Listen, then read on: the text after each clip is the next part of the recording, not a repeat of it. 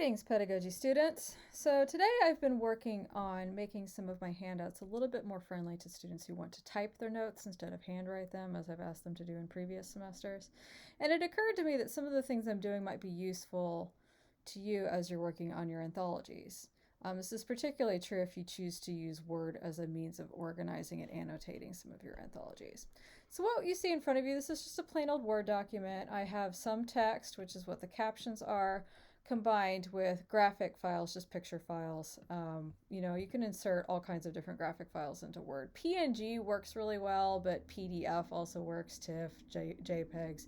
It really just depends on what turns out cleanest. If you have a choice, I would recommend the portable network graphic PNG files, but any of them can work. So what I'm going to do is there's a couple of things that I want to do to tweak this. First of all, I want to make it possible for the students to be able to type notes in between the two systems of music here. And I'd also like to be able to crop this so it ends right at the cadence that closes down this period that I'm trying to show them here. So step one, I'm going to copy the graphic and just paste it again.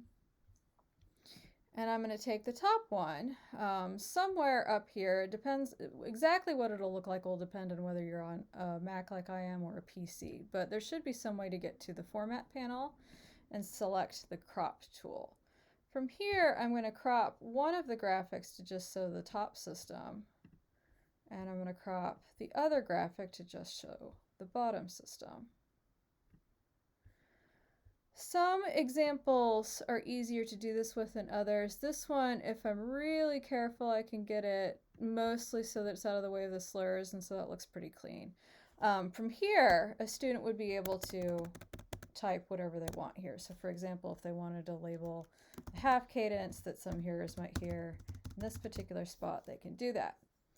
Similarly, I'm going to select the bottom graphic again, and I'm going to crop it so that it closes right at the cadence.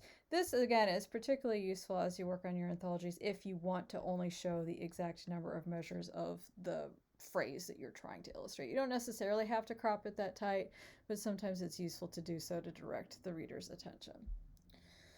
Alrighty, so similarly, it's a very similar process. I can do the same thing with here, especially if I want to align these two to even further emphasize the fact that it's just the same phrase played twice in this passage. I'm going to copy this, paste it, take the top graphic, crop it so that we're showing just the top system, and then I'm going to get rid of the dead space at the beginning of the first system, and then we'll similarly crop the other one to just show the phrase there. Especially if you're providing these files to the students as a Word document into which they can crop. They can type their own annotations as the class proceeds. This can be really useful. And again, for your anthologies, it might be useful because that way, if you wanted to type, say, Roman numerals or that sort of thing, you could do that from here and adjust things a little bit more precisely. So that's one approach to annotating and organizing these examples.